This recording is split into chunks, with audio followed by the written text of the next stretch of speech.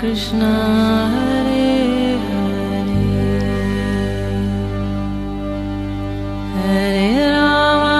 Hare Rama Rama Rama Hare Hare। नमस्कार, radio मानव रचना 107.8 FM पर मैं हूँ सरता आपके साथ और ये वक्त है प्रोग्राम आत्मदर्शन का।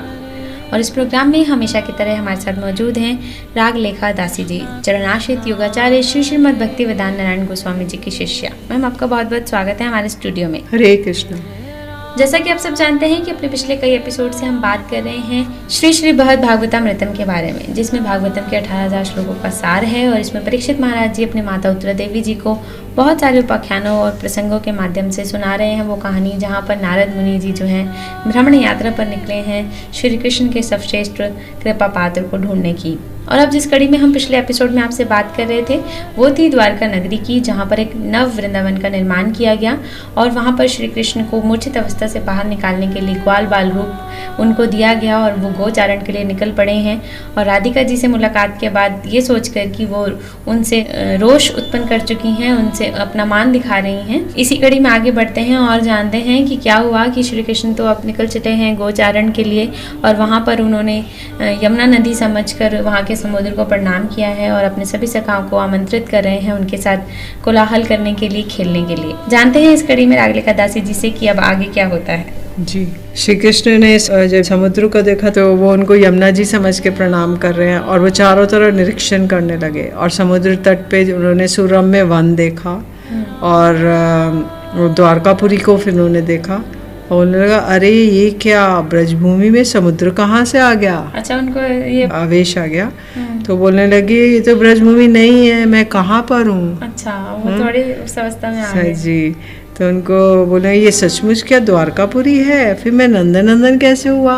अब वो सोचे मैं तो ग्वाल बाल हूँ, मेरे बंसी लगी हुई है, सब कुछ है और ये द्वारका है, ये कैसे हो गया। अच्छा, असमंजस हो गया। नंदन तो ब्रजभूमि के अलावा कहीं किसी अन्य स्थान पर वास नहीं होता है, तो क्या मैं नंदन नहीं हूँ, मैं कौन हूँ। यदि मैं द्वारका में हूँ तो मेरा परम राजेश्वर स्वरूप और वेश से अत्यंत विलक्षण ये ब्रजवेश किस प्रकार संभव हुआ। तब कन्फ्यूजन हो गई कि मेरा वेश ऐसा है, स्थान कोई और है, वेश ऐसा है। तो ये चीज़ का वो कर रहे हैं। तो इस प्रकार विस्मित हो गए भगवान, बार बार जल्पना करने लगे और समुद्र और द्वारकापुरी को पुनः पुनः उत्सुकता पूर्वक देखने लगे। अब जो दर्शन कर रहा हूँ वह सत्य है अथवा मिथ्या, इस प्रकार से बार बार विचार करने लगे। बलदेव ने कहा, हे बैकुंठेश्वर, हे प्रभु, मैं शेष हूँ, अनंत हूँ और आप मेरे प्रभु हैं। यदि कृष्ण कहे तो मैं यहाँ पर क्यों हूँ। उत्तर में कह रहे हैं कि आप ब्रह्मा आदि देवताओं के द्वारा प्रार्थना किए जाने पर भूभार हरण करने के लिए इस धराधाम पर अवतीर्ण हुए हैं और अपने को बैकुंठेश्वर जानिए। तो कहने लगे भूभार हरण करने के लिए आप इस तरह से कृष्ण रूप में आए हैं, क्योंकि पृथ्वी देवी का भार बहुत ज़्यादा हो गया था। तो ब्रह्मा जी ने प्रार्थना की तो इसलिए वो आपको आना पड़ा। यद्यपि आप सचमुच ही नंदन है, तथापि आप बैकुंठ में मेरे साथ यहाँ पर आए हैं और दुष्टों का संहार करने के लिए शिष्टों का पालन करना ही आपका कर्तव्य है। अतएव अपने प्रियतम व्यक्तियों का मंगल कीजिए और इस समय धर्मराज युधिष्ठिर आदि के यज्ञ का संपूर्ण रूप से विस्तार कीजिए। तो बलदेव जी उन्हें सांत्वना प्रदान कर रहे हैं। यद्यपि आपने ही धर्मराज युधिष्ठिर को चक्रवर्ती राजा के पद पर प्रतिष्ठित किया है, तथापि आपके बिना वह यज्ञ करने में असमर्थ हैं, क्योंकि जो युधिष्ठिर जी थे वो राजसूय यज्ञ करना चाहते थे, जिससे पता चले कि सर्वश्रेष्ठ सम्राट कौन है। तो इसमें अन्य राजा उनके अधीन होकर आकर रहेंगे, तब उनका प्रभुत्व स्थापित होगा। तो शाल्वादी राजा के छोटे भाई अनुशाल के महान विक्रम को देख के वे अत्यंत भयभीत हैं युधिष्ठिर महाराज। इस प्रकार कृष्ण के परम मधुर कोमल महाप्रेम रस के आवेश को शांत करने के लिए बलराम जी उसके प्रतिकूल रौद्र रस को उत्थापित करके कहने लगे, इस समय आप यादवों के साथ इंद्रप्रस्थ जाकर अनुशालवादी दुष्टों का संहार करने का प्रयत्न कीजिए, क्योंकि वो श्री कृष्ण के इस आवेश को हटा देना चाहते, गोपवेश वृंदावन। तो अब वो कह रहे हैं देखो श्री कृष्ण यहाँ पे तो असुर इतने आए हुए हैं, शाल वनुशाल, तो उनका संहार करो और उसी के लिए आपने इस धराधाम पे जन्म लिया है। तो श्री कृष्ण अकेले उनका संहार नहीं कर पाएंगे, यादवों को साथ ही कर पाएंगे। अजात शत्रु धर्मराज युधिष्ठिर किसी के प्रति भी देश अथवा वैर भाव नहीं रखते हैं, इसलिए स्वभावतः उनका कोई भी शत्रु नहीं है, किंतु आपके साथ बैर होने के कारण अनुशालवादी दुष्ट आपके आश्रित युधिष्ठिर को पीड़ा दे रहे हैं, क्योंकि आपने ही उनके बड़े भाई शाल का वध किया है। महाराज परीक्षित ने कहा, श्री बलराम ने कृष्ण को इस प्रकार रसांतर में ले जाकर स्वस्थ करने के लिए जो कुछ भी कहा, उसे सुनकर श्री कृष्ण एक अन्य भावावस्था को प्राप्त हो गए, क्योंकि बलराम जी उनको इस अंतर अवस्था से बाहर निकालना चाहते हैं, इसलिए उन्होंने ये कहा। भगवान ने क्रोधित होकर कहा, भैया उस शाल के अनुजादी कौन है? वे तो अत्यंत तुच्छ है, मैं अकेले ही उनका संहार कर दूंगा। श्री कृष्ण को वीर रस में प्रतिष्ठित हो गए। पहले तो वो विरह सागर में थे, अब वीर रस में आ गए। कहाँ है वो अनुशाल? मैं उसका वध कर दूंगा, अकेले ही कर दूंगा, तुम्हारी कोई जरूरत नहीं है। तो उन्होंने, आप मेरे इस प्रतिज्ञापूर्ण सत्य वचनों को संपूर्ण रूप से विश्वास रखिए। इस प्रकार प्रभु श्री कृष्ण ने प्रसन्न क्रम से अपने प्रेम में निमग्न मुग्ध भाव को त्याग दिया। वो जो मुग्ध हुए हुए थे, विरह में व्याकुल थे, वो उस भाव को त्याग दिया। उसके बाद श्री कृष्ण बार बार चारों ओर देखकर अपने को द्वारकाधीश यादविंदर के रूप में पहचानने लगे, और उनको ये स्मरण हुआ कि वे अपने राजभवन के भीतरी भाग में सो रहे थे, किंतु बाद में उन्होंने अपने हाथ में बंसी और बलराम के वन्यवेश को देखा, तथा उन्होंने ये भी देखा कि द्वारकापुरी के बाहरी भाग में समुद्र पर गोचारण कर रहे हैं। इस प्रकार उस विषय की चिंता करते करते वे विस्मित और संशय युक्त होकर हंसने लगे। अब उनको पूरा स्मरण होया, मैं सो रहा था द्वारका में, और मैं अब कैसे समुद्र में गौचारण कर रहा हूँ समुद्र के तट पे, और बलराम जी वन्य वेश में है, मैं भी वन्य वेश में हूँ। तो इस प्रकार वो हंसने लगे। कृष्ण को हंसता देखकर हलधर भी मुस्कुराने लगे। श्री कृष्ण की हंसी को देखकर वे उनके हृदय की प्रसन्नता को समझ गए। उनकी प्रतीति के लिए उनकी प्रेम मूर्छा और उनकी प्रेम मूर्छा के कारण ब्रह्मा जी द्वारा रचित उपाय को कह सुनाया। जब वो कृष्ण हंसने लगे तो उन्होंने सारा ब्रह्मा जी ने क्या रचना की थी, कैसे उनको बाहर किया, वो सारा वृतांत सुना दिया। तो अब ये सब सुनकर कृष्ण अपने ज्येष्ठ भ्राता के मुख की ओर देखकर कुछ लज्जित हो गए। मंद मंद मुस्कान करके कहने लगे, बलदेव जी ने कुछ भी नहीं कहा। श्री कृष्ण के धूल दूसरित अंगों को मार्जन करके उनको समुद्र में स्नान कराया, क्योंकि श्री कृष्ण लोट पोट खा रहे थे, गौचारण के ले जा रहे थे, एकदम धूल दूसरित हो गया। तो अब उनके और गैयाओं के उससे, तो इसलिए उनको मल मल के अंगों को मार्जन करके उनको समुद्र में स्नान कराया। पहले अंतपुर में वो प्रेम की विवशता के कारण भूमि पर लौटने से और विश्वकर्मा द्वारा रचित वृंदावन में गोचारण के समय गायों के खुर से उड़ती धूल से दूसरे अंगों वाले श्री कृष्ण को समुद्र में स्नान कराया। उसी समय भगवान के भावों को जानने के में निपुण गरुड़ वहाँ पर उपस्थित हुए और श्री कृष्ण उन पर चढ़कर अलक्षित रूप से राजभवन में पधारे। तो श्री कृष्ण गरुड़ पे और बलराम जी भी गरुड़ पे चढ़कर वापस अपने अंतपुर में आ गए। सर्वज्ञ जो उद्धव जी थे, उन्होंने कृष्ण की मुग्धता के दूर होने और अंतपुर में उनके आगमन इत्यादि विषय में अवगत थे। माता देवकी और रुक्मिणी आदि महिषियों को सचेतन करवाकर उन्होंने भगवान के अंतपुर में आगमन इत्यादि के वृत्तांत को भली पूर्वक सुनाया और भगवान के पास ले आए, किंतु उस वृद्धा पद्मावती को उन्होंने पहले ही किसी दूसरे स्थान पर भिजवा दिया, क्योंकि उन्होंने कहा पद्मावती आके सब कुछ कटु वाक्य कहेगी, इसलिए उन्होंने पहले ही उनको कहीं और भेज दिया। और जो रुक्मिणी आदि माता देवकी थी, उनको आके सचेतन कराया और उनको लेकर आए कि प्रभु आ गए हैं, तो अब उनकी सेवा, उनकी कुछ भोजन, उनकी सेवा की जाए। जी, रेडियो मनोरचना 107.8 FM पर मैं हूं सरिता, आपके साथ प्रोग्राम चल रहा है आत्मदर्शन, जहाँ हम बात कर रहे हैं श्री श्रीमद् भागवतामृतम के बारे में। और अब यहाँ पर जो नव वृंदावन का निर्माण किया गया था, वहाँ पर श्री कृष्ण मूर्छित अवस्था से वो निकल आए थे और अब उनको पूरी तरह से सचेत हो गए हैं और उनको पता चल गया है कि ये जो है असली वृंदावन नहीं है, ये द्वारका नगरी ही है। और बलराम जी ने उनको सारा वृत्तांत कह सुनाया। आगे क्या हुआ इस कड़ी में जानेंगे, लेकिन एक छोटे से म्यूजिकल ब्रेक के बाद सुनते हैं एक प्यारा सा भजन, फिर लौट कर आते हैं। आप जुड़े रहिए रेडियो मनोरचना 107.8 FM के साथ प्रोग्राम आत्मदर्शन में। Feel good, feel live.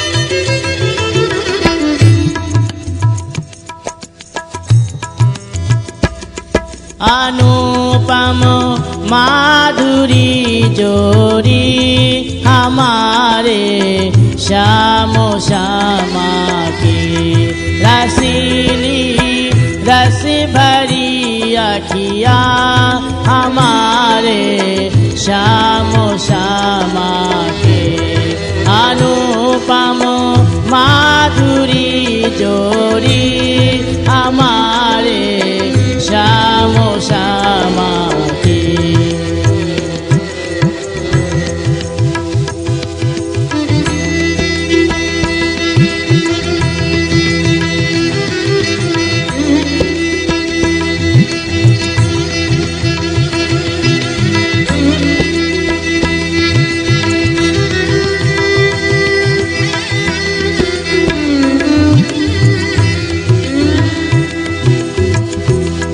छबीली है अदा बाकी सुगर सूरत मधुर बतिया। छबीली है अदा बाकी सुगर सूरत मधुर बतिया।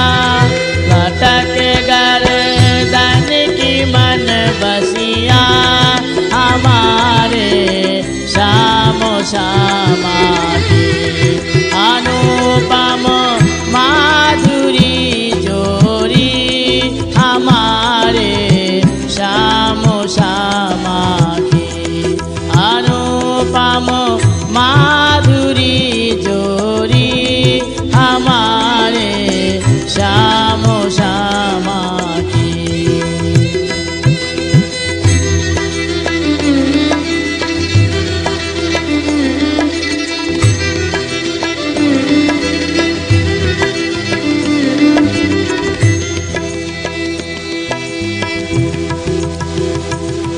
मुकुट और चंद्रिका माथे आधार पर पान की लाली। मुकुट और चंद्रिका माथे आधार पर पान की लाली। अहो कैसी बड़ी छवि है हमारे श्यामो श्यामा की अनुपम माधुरी जोड़ी हमारे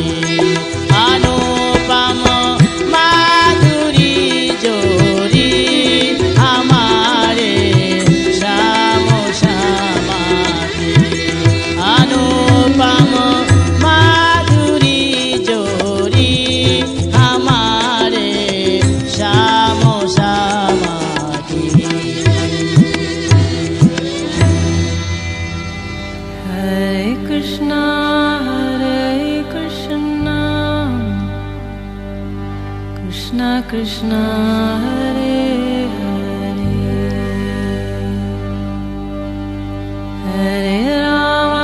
Hare Rama Rama Rama Hare Hare। स्वागत है आप सभी का एक बार फिर रेडियो मानवेश 107.8 FM पर। मैं हूं सरिता, आपके साथ प्रोग्राम चल रहा है आत्मदर्शन, जहां हम बात कर रहे हैं श्री श्री भगवद भागवतामृतम के बारे में। और इस कड़ी में जान रहे हैं श्री कृष्ण जो हैं वो अब बिल्कुल सचेत अवस्था में आ गए हैं और राम जी ने उनको वीर रस में ला दिया है और उनको सचेत कर दिया है कि बहुत सारे असुरों का संहार करना है, जिसके लिए उन्होंने इस अवतार को धारण किया है। और अब वहाँ पर वापस वो आ गए हैं द्वारका नगरी में और सभी जो हैं दास दासियाँ उनके निकट आ गए हैं उनकी सेवा के लिए। जानते हैं आगे क्या हुआ इस कड़ी में रागलेखा दासी जी से। माता देवकी जो है पुत्र को आशीर्वाद युक्त वचनों से अभिनंदित कर रही हैं और उनके लिए भोजन तैयार करने के लिए शीघ्र ही उस स्थान से चली गई। और वो क्योंकि वो अपने पुत्र के भोजन के समय और खान पान के विषय में विशेष रूप से जानती थी। कृष्ण की जो प्रिया रुक्मणी जी हैं और आदि सब जो महिषियाँ हैं वो एक खंबे की आदि के पीछे छिपकर वहाँ पर उपस्थित थी। केवल सत्यभामा इस स्थान पर नहीं आई थी, इसलिए श्री कृष्ण ने उद्धव से उनके विषय में पूछा। सब महिषियाँ खंबे के पीछे छुपी हुई है, सत्यभामा जी नहीं आई। तो श्री कृष्ण ने उद्धव जी से पूछा कि सत्यभामा कहाँ है। तो उद्धव जी ने कहा कि रैवतक पर्वत के बीच में स्थित नववृंदावन में जब आप पधारे थे उसी समय अबोध व्यक्तियों को भ्रमित करने वाले आपके विचित्र भाव को देखने के लिए कल स्वभाव वाली कंस माता पद्मावती भी महिषियों के साथ उस स्थान से कुछ दूरी पर अलक्षित भाव से खड़ी थी।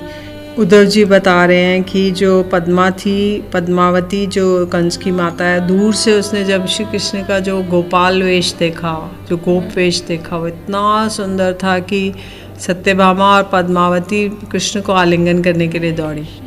तो इसलिए उन्होंने जब ये देखा तो वो महिषियों से कहने लगी, अरे पुण्यहीन देवकी, अरे दुर्भागी रुक्मणी, अरे नीच सत्यभामा, अरे हीन जाम्बती इत्यादि रमणियों, हाय क्या तुम लोगों ने श्री कृष्ण की इन चेष्टाओं को नहीं देख रही हो। अब अपने अपने अभिमान को त्याग कर गोपियों की दासी बनने के लिए कठोर तपस्या करो। बोला देखो तुम तो एक से एक सुंदर ही हो, किंतु तुम देख रही हो श्री कृष्ण उनके सामने कितना सुंदर लग रहे हैं। तो तुम लोग अब तुम्हें ब्रज गोपियों की दासी बनना पड़ेगा, तो अब तुम्हारा अभिमान दूर होगा। और हम लोग ही सौभाग्यवती हैं क्योंकि कृष्ण ने हमारा पाणी ग्रहण किया है। अपने इस गर्व का परित्याग करो कि कृष्ण ने हमारा पाणी ग्रहण विवाह किया और हम लोग बहुत सौभाग्यवती हैं, किंतु ऐसा नहीं है। ये अहीर जाति की स्त्रियों के प्रति कृष्ण के परम प्रेम का दर्शन करो। अतएव यशोदा और राधिका आदि की अभीरियों की दासी बनने के लिए कठोर तपस्या करो। यद्यपि श्री नंद आदि गोपालन में वृत्ति में रत वैश्य आदि होने के कारण द्विजवर्ण के अंतर्गत परम उत्तम जाति के हैं, तथापि अभीरियों को अंत्यज जाति ही माना गया है। अंत्यज जाति में है किरात, हूर्ण, अंध्र, पुलिंद, पुक्कश, आभीर, यवन, खश। अन्यान्य पाप जातियाँ भी भगवान के भक्तों के आश्रय में शुद्ध होती हैं। नंद आदि गोपों की गोपालन वृत्ति को देखकर उनके अभीर सादृश्य होने के कारण गोपरमणिया को भी अभीरी कहा गया है, अथवा दुर्बुद्धि वृद्धा ने अपने खल स्वभाववशतः उनको अभीरी कहा है। पद्मावती के ऐसे दुर्वचनों को सुन के समस्त जगत के आधार आपको भी धारण करने वाली परम बुद्धिमता माता देवकी ने कहा, मैंने पूर्व जन्म में आर्यपुत्र वसुदेव जी के सहित भगवान के समान पुत्र प्राप्ति की अभिलाषा से कठोर तपस्या की थी। तो जो वसुदेव जो देवकी थे वो थे पूर्व जन्म में उन्होंने बहुत कठोर तपस्या की थी। द्रोण और धरा उन्होंने बड़ी कठोर तपस्या की थी। 12,000 देवताओं के दिव्य वर्ष। अच्छा। बड़े कठोर केवल वायु पान करके वृक्ष के सूखे पत्ते खाकर उन्होंने तपस्या की थी भगवान को प्राप्ति के लिए। तो अब श्री कृष्ण ने हमारी उस तपस्या से संतुष्ट होकर हमारा पुत्र होना स्वीकार किया। इस विषय में भगवान से उन्होंने वर प्रार्थना की और इस वाणी को सुनकर तुमने मेरे सामने पुत्र के लिए प्रार्थना की थी। एक बार वरदान के बाद भी पुनः पुनः पुत्र रूप में उनकी प्राप्ति और उत्तरोत्तर फल की अधिक रूप में प्राप्ति की थी।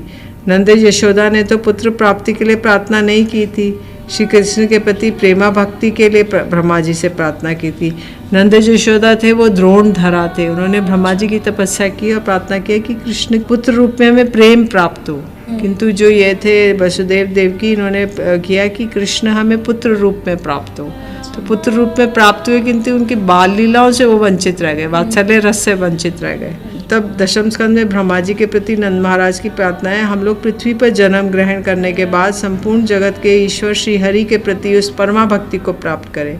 परमा भक्ति अर्थात वात्सल्यमय भक्ति श्रवण कीर्तन के द्वारा भविष्य में अन्य जीव भी अनायास ही सुखपूर्वक संसार रूपी समुद्र को पार कर सके, हमारी वैसी भक्ति हो। तो नंद यशोदा जी के प्रार्थना करने के अनुसार आशीर्वाद देने से अपनी अभिलषित भक्ति की प्राप्ति हुई। उस भक्ति के प्रभाव से नंद यशोदा का हमसे अधिक महात्म्य हुआ है, अर्थात उन्होंने सपरिवार अर्थात समस्त ब्रजवासियों सहित उस प्रेमा भक्ति को प्राप्त किया है। प्रथमतः श्री नंद यशोदा की प्रार्थना और उनकी फिर वही प्रार्थना भी परम भक्त के निकट श्री कृष्ण ने अपने भक्तवत्सल्य स्वभाव के कारण की, और उन्होंने नंद यशोदा ने स्नेहपूर्वक जिस प्रकार कृष्ण का लालन पालन किया है, श्री कृष्ण का उन लोगों के प्रति वैसा भाव उपयुक्त ही है, वैसा भाव मुझे भी प्रिय लग रहा है, अन्यथा श्री कृष्ण को अकृतज्ञता रूपी दोष लगता। तब रुक्मणी देवी ने हर्षपूर्वक जो वचन कहे उनको श्रवण करके सभी भक्तों को भगवान के प्रति प्रेम वर्धित होगा। जिन गोपियों ने पति पुत्र आदि परित्याग करके वृंदावन में रासलीला आदि विलास श्रेणी की विशेष विलास द्वारा किसी एक सुगोप्य रीति से प्रेमातुर होकर श्री कृष्ण की सेवा की, तो वृंदावन की ब्रज गोपियों ने सब कुछ पति सुतान्वया भ्रात बांधवा अति विलंघ्यते अच्युतागता भगवान की और भागी अपने सब पति पुत्र बंधु बांधव घर परिवार सबको छोड़ के आधी रात में उन्होंने वंशी वादन के आधी रात में भाग गई उनको मिलने के लिए। तो कहते हैं सुगोप्य रीति माने व्यभिचारिणी स्त्री के उपपति भाव के समान गोपियों ने मधुर भाव के विशेष रीति सहित अत्यधिक उत्कंठित होकर श्री कृष्ण की सेवा की थी। गोपियाँ विवाहिता है किंतु श्री कृष्ण की और वो लोग उपपति भाव से दौड़ी और उनकी सेवा करना चाहती हैं। भगवान ने भी वृंदावन के निकुंजों में वैसे वेश आदि विभूषित नायक रूप में परम तृष्णातुर होकर उनकी सेवा को अंगीकार किया था। अतएव गोपियों के प्रति भगवान का विशेष प्रेम उपयुक्ति है, अर्थात उनकी महिमा हमसे कहीं अधिक है। लौकिक और पारलौकिक समस्त प्रकार के साध्य साधनों की आशा से रहित होकर अनुराग पूर्वक श्री कृष्ण की सेवा की है।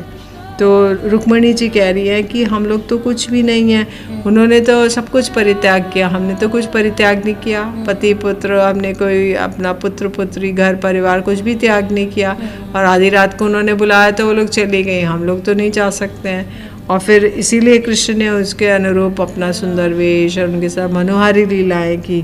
तो इसलिए ऐसे उत्कृष्ट भजन के कारण ही गोपियाँ महान हैं और प्रभु श्री कृष्ण के साथ असाधारण प्रेम की पात्री हुई हैं। गोपियों के प्रति उद्धव के प्रसिद्ध वचन हैं, इन योगिनी गोपियों के साधन पद्धति को योगीगण अपने ध्यान में अनुसरण करने में असमर्थ हैं। यदि कोई योगी लोग ध्यान लगाएं और गोपियों की पद्धति को करें तो वो लोग ध्यान नहीं कर सकते, क्योंकि जो सभी के ध्यान के विषय वे परम पुरुष भगवान भी उन गोपियों का ही ध्यान करते हैं। भगवान भी त्रिसंध्या करते हैं और गोपियों का श्रीमती राधिका जी का मंत्र करते हैं, उनका ध्यान करते हैं, और त्रिसंध्या राधा कुंड में स्नान करते हैं।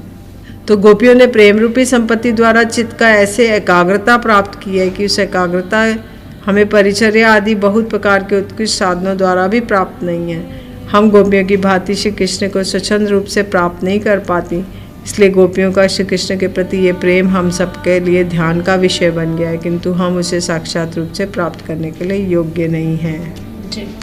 तब श्री कृष्ण की विवाहिता पत्नी होने के कारण हमारा धर्म कर आदि में व्यस्त है।